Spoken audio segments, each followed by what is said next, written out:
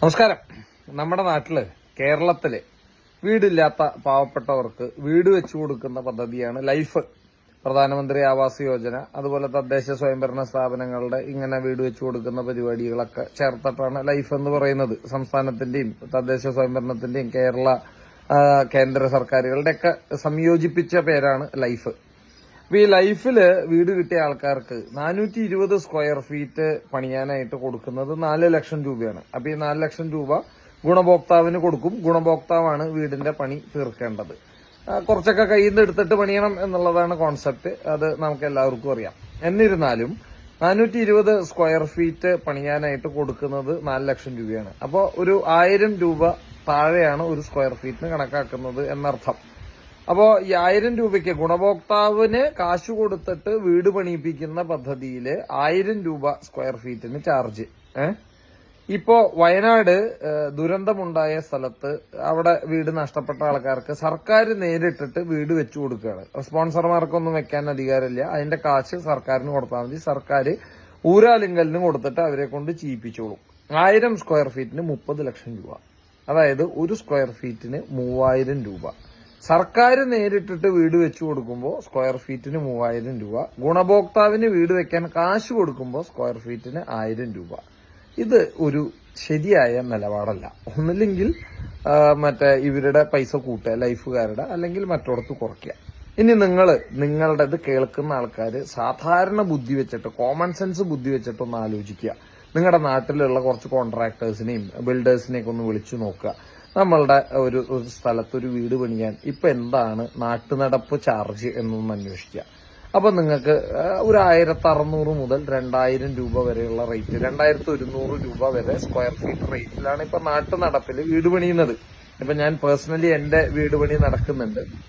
എല്ലാ സൗകര്യങ്ങളോട് കൂടിയിട്ട് വളരെ നന്നായിട്ട് പണിതിട്ട് പോലും എനിക്ക് 2200 രൂപയെ സ്ക്വയർ ഫീറ്റിന് വന്നിട്ടുള്ളൂ. അതും ഇൻക്ലൂഡിങ് കിണറ്, ചുറ്റുമതില്, ഫ്രണ്ടിലെ paving tiles, then home theatre, അതുപോലെ ഉള്ളില് ഫുള്ള് ടൈല്, ഇന്റീരിയർ, അങ്ങനെയുള്ള എല്ലാ സ്പെൻഡിങ്ങും കൂട്ടിയിട്ട് എനിക്ക് ഏകദേശം 2200 രൂപ കോസ്റ്റില് എന്റെ വീടിന്റെ ഫുൾ പണി തീർക്കാൻ പറ്റി.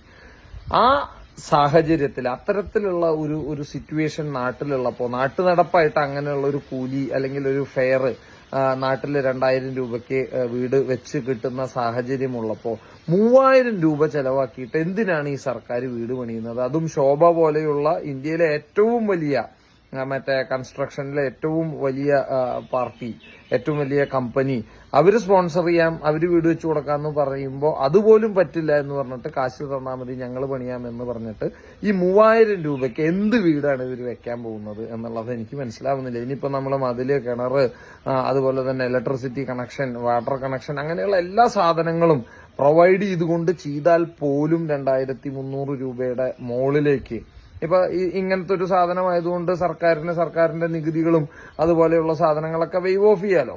അപ്പൊ അതൊന്നുമില്ലാതെ ഇപ്പൊ ഇലക്ട്രിസിറ്റിയും വാട്ടർ കണക്ഷനും ഒക്കെ സാധാരണഗതിയിൽ കൊടുക്കുന്നത് പോലെയുള്ള ഫെയർ ഒന്നും ചാർജ് ചെയ്യേണ്ട കാര്യമില്ലല്ലോ, ഇങ്ങനത്തെ ഒരു കാര്യത്തിന് കൊടുക്കുന്നതല്ലേ.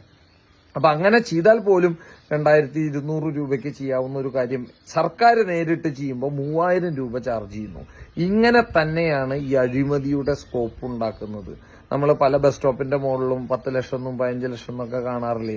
പല ബിൽഡിങ്ങുകളും വില്ലേജ് ഓഫീസുകളിലൊക്കെ കണ്ടിട്ടില്ലേ? 500 സ്ക്വയർ ഫീറ്റ്, 1000 സ്ക്വയർ ഫീറ്റ് ബിൽഡിങ്ങിന്റെ മുകളിൽ 30 ലക്ഷം 35 ലക്ഷം എന്നൊക്കെ ഫലകത്തിൽ എഴുതി വെക്കുന്നത് കാണാറില്ലേ? നമ്മുടെ കീശയിൽ നിന്ന് പൈസ പോയിട്ടില്ലല്ലോ എന്നുള്ള സമാധാനം കൊണ്ട് നമ്മൾ അതൊന്നും ഗൗനിക്കാറില്ല എന്നുള്ളതാണ് സത്യം. പക്ഷെ ഇത്തരത്തില് 10 രൂപയ്ക്ക് നടക്കുന്ന കാര്യത്തിന് 20 രൂപ എസ്റ്റിമേറ്റ് ഇട്ടിട്ട് ആ ഗ്യാപ്പാണ് ഇവന്മാര് ഈ അഴിമതി നടത്താൻ, അടിച്ചു മാറ്റാനും യൂസ് ചെയ്യുന്നത്. എന്നിട്ട് ചെയ്യുന്നത് എന്താ? നാട്ടുനടപ്പ് 2000 രൂപയ്ക്ക് ചെയ്യുന്ന ക്വാളിറ്റിയുടെ അതിനേക്കാളും വളരെ ഇൻഫീരിയർ ആയിട്ടുള്ള ക്വാളിറ്റിയിൽ ഇത് പണിതിട്ട് 1600 രൂപയ്ക്കോ 1500 രൂപയ്ക്കോ ഇത് നടത്തിയെടുത്തിട്ട് 3000 രൂപയുടെ ബില്ലിട്ട് ബാക്കിയുള്ളത് അടിച്ചു മാറ്റുന്ന ഈ സിസ്റ്റം, ഇതൊട്ടും ജനാധിപത്യത്തിന് ഭൂഷണമുള്ള ഒരു സിസ്റ്റം അല്ല.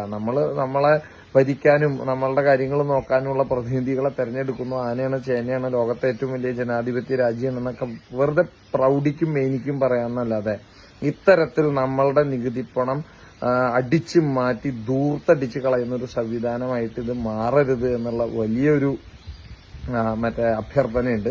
അപ്പോൾ സർക്കാർ വീണ്ടും അത് റിവൈസ് ചെയ്യണം. എത്ര നിങ്ങൾ കണക്കാക്കിയാലും 3000 രൂപയുടെ ഒരു പണി പണിയാനുള്ള ഒരു സ്കോപ്പും ഒരു വീടിന്റെ നിർമ്മാണവുമായിട്ട് ബന്ധപ്പെട്ടിട്ടുണ്ടാവുമെന്ന് എനിക്ക് തോന്നുന്നില്ല. അപ്പോൾ അഴിമതിക്ക് വളം വയ്ക്കുന്ന ഇത്തരത്തിലുള്ള ഇടപാടുകൾ നിർത്തേണ്ടത് കാലത്തിന്റെ അനിവാര്യത മാത്രമാണ്.